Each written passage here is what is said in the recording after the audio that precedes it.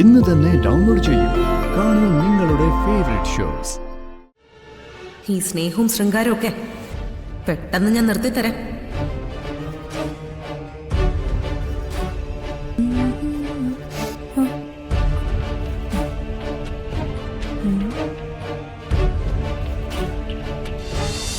ഞാൻ ഈ ഇട്ടിരിക്കുന്നതൊക്കെ മുഷിഞ്ഞു. അവിടെ നിന്ന് എന്തേലും എനിക്കൊന്ന് മാറ്റാൻ കൊണ്ടുതാ. എന്റെ മുറിയിലുണ്ട്. ചെറിയമ്മ കഴിച്ചു കഴിയുമ്പോഴേക്കും ഞാൻ ഡ്രസ്സ് കൊണ്ടുവരാം. ഞാനെന്താ പോട്ടെ. എന്താ ചെറിയമ്മ? ഒന്നുമില്ലടി മോളെ. കണിമംഗലം ഭരിക്കാൻ ഇറങ്ങി തിരിച്ച് നമ്മള് തെരുവ് തണ്ടികളെ പോലെയായി.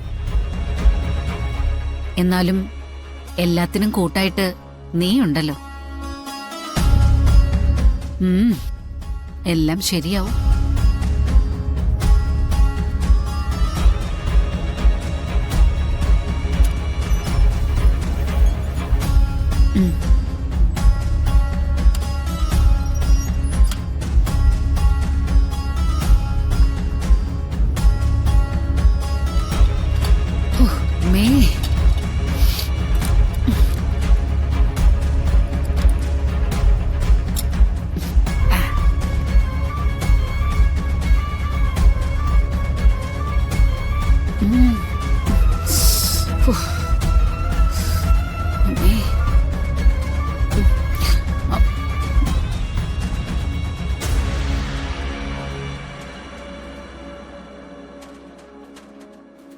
എന്താ ഭക്ഷണമൊന്നും കഴിക്കുന്നില്ലേ?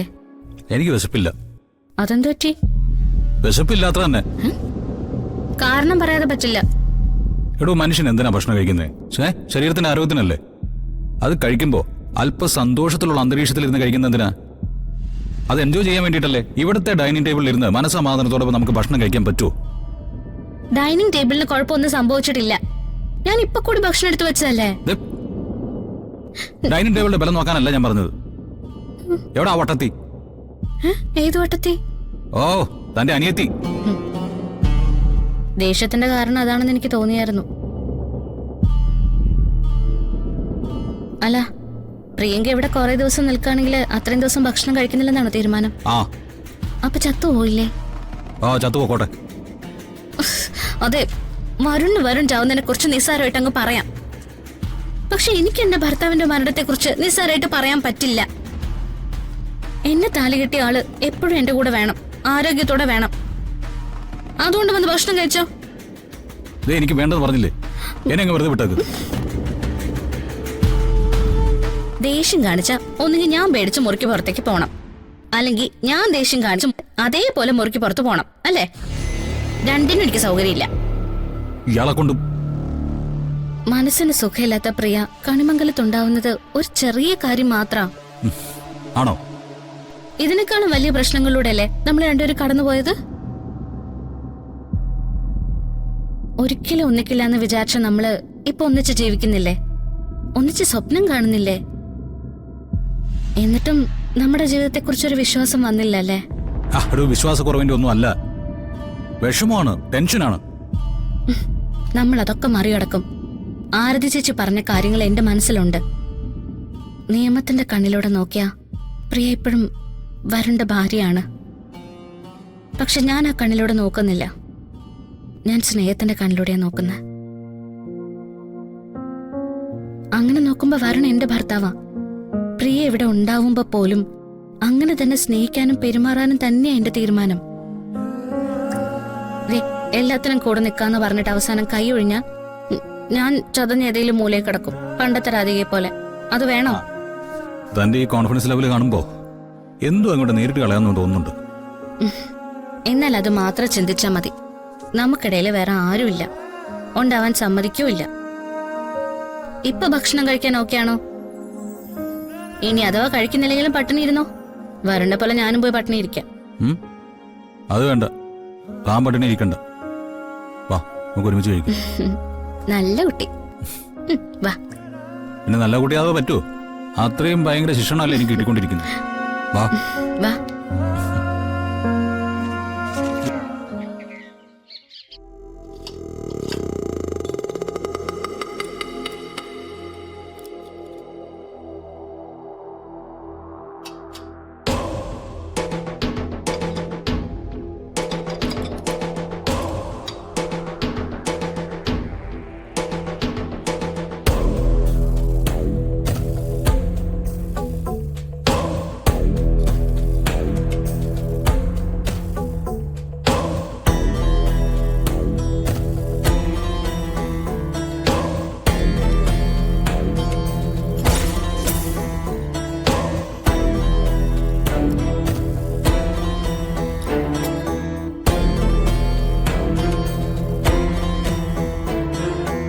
താൻ കൂടി ഇരിക്ക്. ഇല്ല വരുൺ, വരുൺ കഴിച്ചു കഴിഞ്ഞിട്ട് മതി. ആ ഒന്നിച്ച് കഴിക്കാന്നാ പറഞ്ഞത്. പിന്നെ വാക്കും പറയാൻ എഴുന്നേറ്റ് പോവേ. ആ ഇരിക്കടൂ.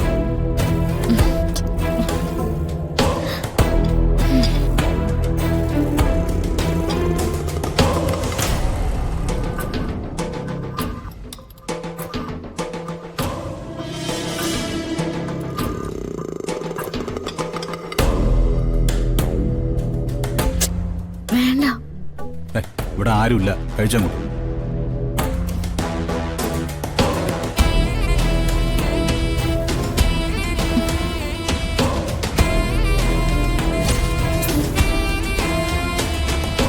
അതെ നീ എനിക്കൊന്നേ. ഇനി അതും വേണം. വേണം. നീ വന്നേ.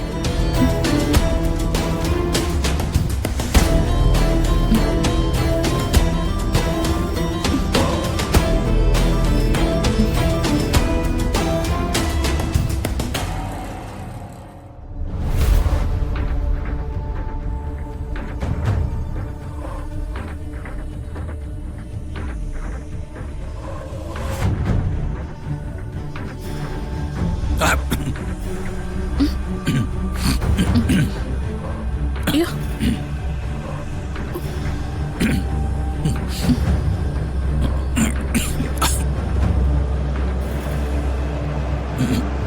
ഓക്കെ താനെന്ന് കഴിച്ചോ.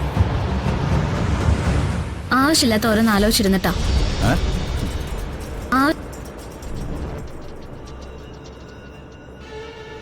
ഈ സ്നേഹവും ശൃംഗാരവും ഒക്കെ പെട്ടെന്ന് ഞാൻ നിർത്തി തരാം.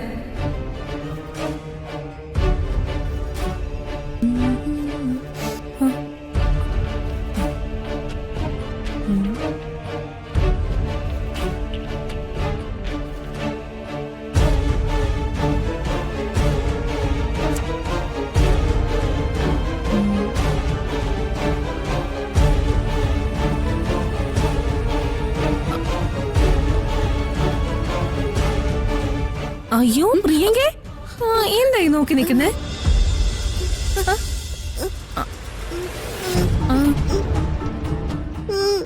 ഓ ഭക്ഷണം വേണോ?